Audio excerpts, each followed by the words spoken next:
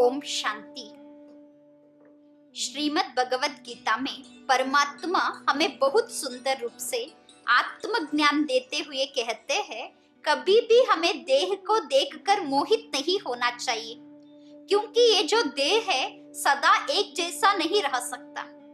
जैसे घर होता है तो पहले नया होता है तो फिर घर पुराना हो जाता है, ऐसे ही ये जो देह है, इस देह में जब आत्मा प्रवेश करती है तो इस देह में पहले शैशवावस्था, बाद में बाल्यावस्था, फिर युवावस्था, प्रौढ़ावस्था, वृद्धावस्था, ऐसे अवस्थाओं को पास करके फिर आत्मा शरीर को त्याग देती है, तो आत्मा को फिर और एक नया शरीर की प्राप्ति होती है।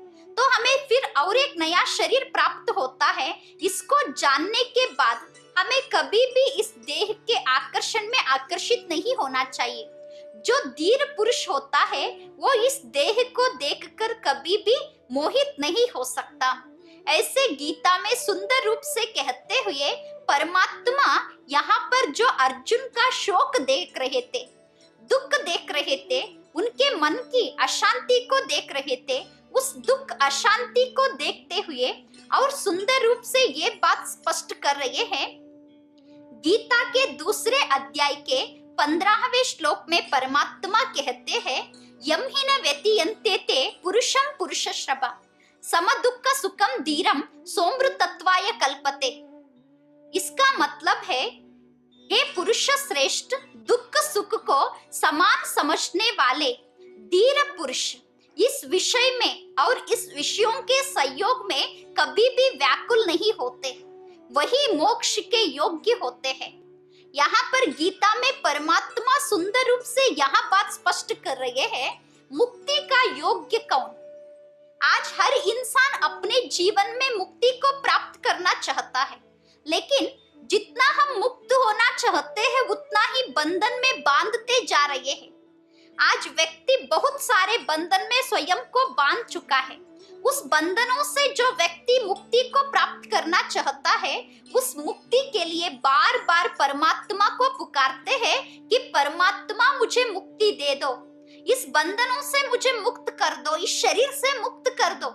ऐसे बार बार भगवान को पुकारता है। तो भगवान गीता में मुक्ति का योग्य कौन, इसके बारे में सुंदर रूप से समझाते हुए कहते हैं, जो पुरुष सुख और दुख को समान समझता है, वही पुरुष विषयों के संयोगों से व्याकुल नहीं होता है, वही मुक्ति के योग्य, मोक्ष के योग्य होता है। यहाँ पर परमात्मा कहते हैं, हमारे जीवन में बैलेंस होना चाहिए, समानता होनी चाहिए। तो किस चीज में समानता होनी चाहिए? तो आज व्यक्ति के जीवन में किस चीज में समानता नहीं है, उसको अगर हम जानने का प्रयास करेंगे तो हमें मालूम होता है कि व्यक्ति सुख को स्वीकार करने के लिए तैयार है, लेकिन व्यक्ति के जीवन में थोड़ा भी दुख आ गया तो उस दुख को स्वीकार करने के लिए व्यक्ति तैयार नहीं है। तो हम अपने जीवन में सुखी जीवन व्यतीत करना तो चाहते हैं, लेकिन दुख को कोई अपने जीवन में स्वीकार करने के लिए तैयार नहीं होता। सुख में हम सदा सुख की अनुभूति करते जीवन को व्यतीत कर देते हैं। सुख मिलेगा तो बहुत खुशी से रहते हैं, अगर थोड़ा भी दुख आया तो कहते हैं मुझे दुख नहीं मिलना चाहिए, क्योंकि हर इंसान सुखी रहना चाहता है, लेकिन दुख को स्वीकार करने के लिए कोई तैयार नहीं। लेकिन ये जो सृष्टि है ये एक खेल है, ये एक नाटक है। इस सृष्टि रूपी खेल में ये जो खेल होता है, खेल में जैसे व्यक्ति एक बार जीतता है तो वही व्यक्ति दोबारा हारता है। ऐसे नहीं जीतने वाला व्यक्ति सदा जीतता ही रहेगा, हारने वाला सदा हारता ही रहेगा, ऐसे सृष्टि का नियम नहीं है। खेल का मतलब है एक बार जीतना और एक बार हारना। ऐसे ही जीवन का मतलब है, एक बार जीवन में सुख है, इसका मतलब है दुख भी आएगा ही। अगर दुख ही नहीं रहेगा, सिर्फ सुख ही रहेगा, तो उस सुख में भी व्यक्ति को खुशी नहीं मिलेगी। हमें दोनों को अपने जीवन में समान रूप में स्वीकार करना आना चाहिए, लेकिन आज हम सुख को स्वीकार करने के लिए तैयार है क्या? उतने ही समान स्थिति में हम दुख को स्वीकार करने के लिए तैयार है? कोई आज दुख को स्वीकार करने के लिए तैयार नहीं, सिर्फ सुख को स्वीकार करने के लिए तैयार है। वास्तव में देखा जाए तो हमारा मन की स्थिति ऐसी बन गई है, हम दुख को भी स्वीकार करना नहीं चाहते, सुख को भी स्वीकार नहीं करना चाहते। हमारे मन के संकल्प ऐसे बन गए हैं कि हम ऐसे संकल्पों को क्रिएट कर रहे हैं, उस संकल्पों के कारण आज व्यक्ति के जीवन में सुख शांति है ही नहीं।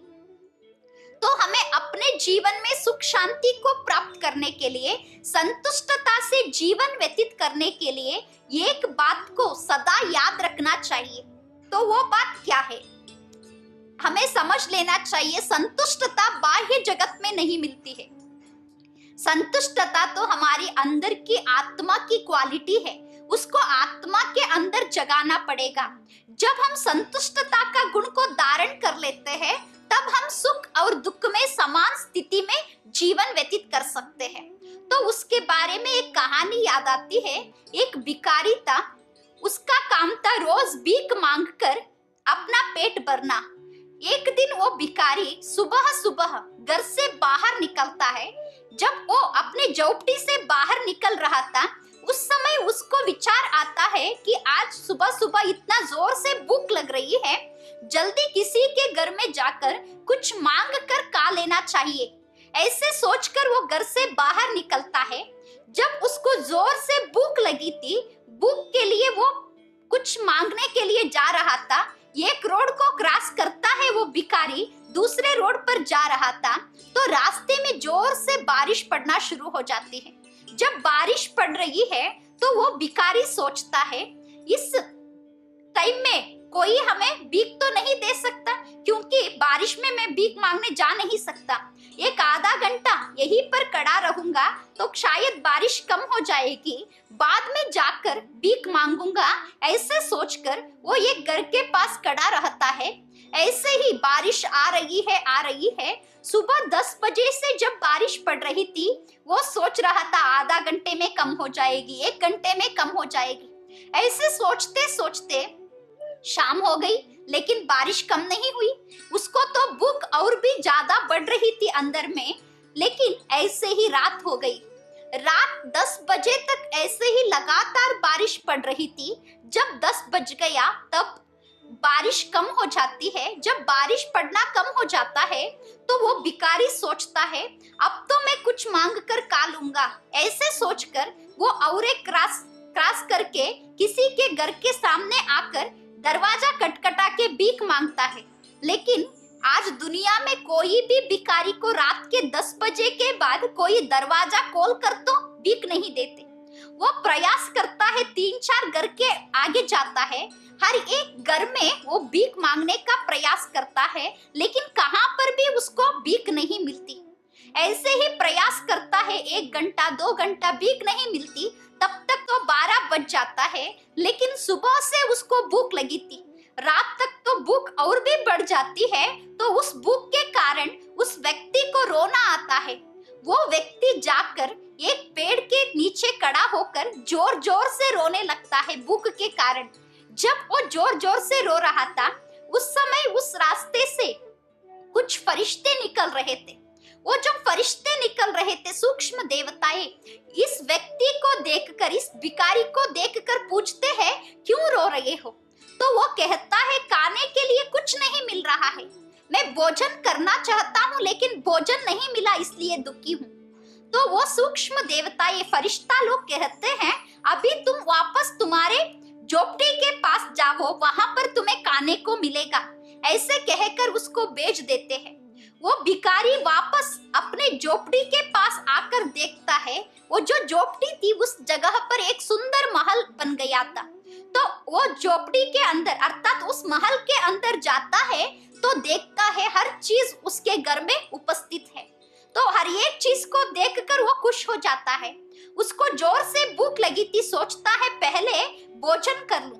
जब वो भोजन के बारे में सोचता है, उसके आगे वैरायटी भोजन प्रकट हो जाते हैं। तो वो खुशी खुशी से भोजन करता है। बाद में सोना चाहता है तो उसके आगे एक काट बेड सब आ जाता है। वो खुशी से सोता भी है। ऐसे ही 1 दिन 2 दिन 10 दिन 15 दिन खुशी खुशी से वो रोज खा रहा है, सो रहा है। जो खाने का मन करता था वो चीज उसके आगे प्रत्यक्ष हो जाती थी। वो खा रहा है और सो रहा है। ऐसे ही समय जा रहा था, लेकिन एक 15 दिन 20 दिन के बाद उस भिखारी के मन में विचार आया, ऐसे ही और कितना दिन बैठकर खाता रहूंगा, उससे अच्छा है मुझे जाकर फिर से काम करना चाहिए। लेकिन काम तो उसका था भीख मांगना, तो वो सोचता है मुझे काम करना चाहिए मतलब भीख मांगना चाहिए। लेकिन वो जो भिखारी भीख मांगने के बारे में सोच रहा था, जब वो सोचता है कुछ जाकर मांग कर आ जाऊं, जो चीज मांगना चाहता था वो चीज उसके आंखों के सामने प्रत्यक्ष हो जाती है। वो खाना जो मांगना चाहता था वो सब खाना, जो खाने की चीज है वो सब खाने की चीज उसके आगे प्रत्यक्ष हो जाती थी। ऐसे ही जो चीज भी मांगने का विचार करता था वो चीज उसके आगे प्रत्यक्ष हो जाती थी। ऐसे ही एक 10 दिन 15 दिन रोज सोच रहा है जाकर क्या मांगू क्या मांगू। ऐसे ही सोचते सोचते उसके मन में वो सोचते सोचते दुख अशांति बढ़ जाती है। जब दुख अशांति बढ़ जाती है, इतनी सारी व्यवस्था होते हुए भी वो खुशी से खा नहीं सकता, सब बेड सब होते हुए भी वो खुशी से सो नहीं सकता। मन में एक ही संकल्प चल रहा था, मैं कैसे जीवन व्यतीत करूं, मैं तो बहुत दुखी हो गया हूं, बहुत अशांत हो गया हूं। उस अशांति और दुख में जीवन को कैसे व्यतीत करूं। वो भिखारी सोच रहा है मेरा जीवन कैसे रहेगा, क्योंकि मैं जो भीख मांगना चाहता हूं वो वस्तु तो मेरे आगे प्रकट हो रही है, मुझे कोई काम ही नहीं है करने के लिए। ऐसे सोचकर उसको जोर से रोना आ जाता है। फिर एक दिन रात के समय फिर वही उसी पेड़ के नीचे जाकर खड़ा होके वो भिखारी जोर जोर से रोना शुरू करता है। जब वो पेड़ के नीचे खड़ा होकर रो रहा था, उस समय फिर से वही सूक्ष्म देवताएं उस पेड़ के सामने जा रहे थे, वही फरिश्ते लोग। तब फरिश्ते लोग आपस में बात करते हैं। उस समय एक भिखारी रो रहा था, आज एक राजा भी रो रहा है। इसका मतलब है पहले उस भिखारी के जीवन में कुछ भी प्राप्ति नहीं थी, तब भी वो रो रहा था। आज उस भिखारी के जीवन में सब कुछ प्राप्त है, वो एक राजा बन गया है, फिर भी रो रहा है।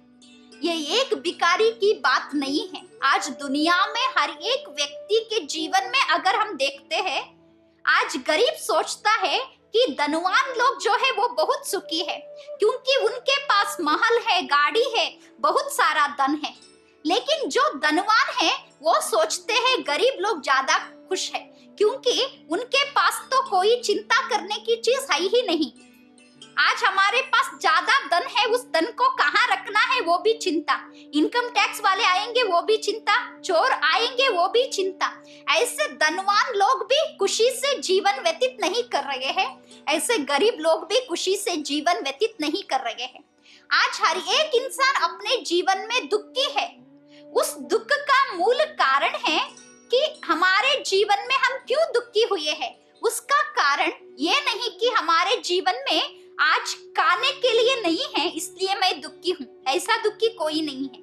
आज हर एक के पास रहने का स्थान भी है, आज हर एक व्यक्ति के जीवन में भोजन भी है। सब कुछ होते हुए भी व्यक्ति आज जीवन में दुखी है। उस दुख का मूल कारण है व्यक्ति की अंदर की इच्छाएं। ये जो इच्छाएं बढ़ती जा रही है, सब कुछ होते हुए भी जो है उसमें हमें तृप्ति का अनुभव करना नहीं आ रही है। हमारे जीवन में संतुष्टता नामक चीज नहीं है। हम सिर्फ दूसरों के साथ स्वयं को कंपेयर करके दुखी हो रहे हैं। अगर हमारे जीवन में सुख है तो भी हमें संतुष्टता से जीवन व्यतीत करना चाहिए। अगर हमारे जीवन में दुख है तो भी हमें संतुष्टता से जीवन व्यतीत करना चाहिए। आज हम सिर्फ कंपेयर करते हैं दूसरे लोगों के साथ। जिसके पास ज्यादा धन है, ज्यादा प्रॉपर्टी है, उसको देखकर हम सोचते हैं इसके पास तो सब कुछ है, मेरे पास कुछ नहीं है।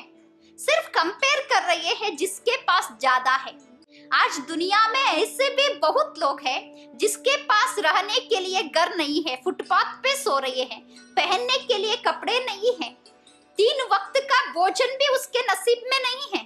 कितने लोग ऐसे हैं जो जन्मते ही एक पाँव नहीं, आंख नहीं, ऐसे अंधे होकर जन्म लिए हुए कितने लोग हैं, वो लोग जीवन को खुशी खुशी से जी रहे हैं। वैसे देखे तो भगवान ने हमें इतना तंदुरुस्त और सुंदर शरीर दिया है, ऐसे देखे तो अच्छे संबंधी दिए हैं, ऐसे देखे तो 3 वक्त का भोजन जो है वो भगवान ने दिया है, रहने के लिए घर दिया है, फिर भी हमारे जीवन में संतुष्टता नहीं। आज भी हम फिर भी हमारे जीवन में सुख की अनुभूति नहीं कर रहे हैं। उसका मूल कारण यही है कि व्यक्ति को जीना नहीं आ रहा है। तो हमें स्वयं ये समझ लेना चाहिए कि हमारे जीवन में वस्तुओं के द्वारा सुख को हम प्राप्त नहीं कर सकते। अगर हम सुख से जीवन व्यतीत करना चाहते हैं तो हमें ये समझ लेना चाहिए, अगर सब कुछ मेरे जीवन में है तब भी मैं संतुष्ट, अगर मेरे जीवन में कुछ भी नहीं है तो भी मुझे संतुष्टता से जीवन व्यतीत करना पड़ेगा। दोनों में समानता, बैलेंस रखना आना चाहिए। सुख के समय हम कैसे संतुष्टता से जीवन व्यतीत करते हैं, दुख के समय में भी हमें ये सोच लेना चाहिए, दुख भी परमानेंट नहीं, सुख भी परमानेंट नहीं। आज दुख है इसका मतलब है कल सुख आएगा, आज सुख है इसका मतलब है कल दुख आएगा। आज हमारे जीवन में ज्यादा विघ्न है, ज्यादा परिस्थिति है, इसका मतलब है आज नहीं तो कल वो विघ्न खत्म हो जाएंगे, परिस्थिति खत्म हो जाएगी, इसका मतलब ये है। ऐसे ही आज हमारे जीवन में अशांति है तो कल शांति मिलेगी ही। कोई के जीवन में कोई भी चीज परमानेंट नहीं रह सकती, इसको सोच लेंगे और इसी तरह से जीवन में समानता लाएंगे तो हम मोक्ष के योग्य हो सकते हैं। ऐसे गीता में परमात्मा सुंदर रूप से कहते हैं, यम हि न व्यतीयन्ते ते पुरुषम पुरुषशबा सम दुःख सुखम धीरम सोमृतत्वाय कल्पते। अर्थात हे पुरुष श्रेष्ठ, सुख और दुख को समान समझने वाला धीर पुरुष जो है वो इन विषयों के संयोग में कभी भी व्याकुल नहीं हो सकता, वही मोक्ष के योग्य होता है। अगर हम मोक्ष को पाना चाहते हैं, मुक्ति को पाना चाहते हैं, परमात्मा के लोक में जाना चाहते हैं, तो हमें जीवन में सुख दुख में समान स्थिति बनाए रखना चाहिए। ऐसे गीता में परमात्मा बहुत सुंदर रूप से स्पष्ट कर रहे हैं। जिस व्यक्ति को सुख और दुख में संतुष्टता से जीवन व्यतीत करना आ गया, वही व्यक्ति इस समाज में धीर पुरुष है, ऐसे गीता में परमात्मा कहते हैं। ओम शांति।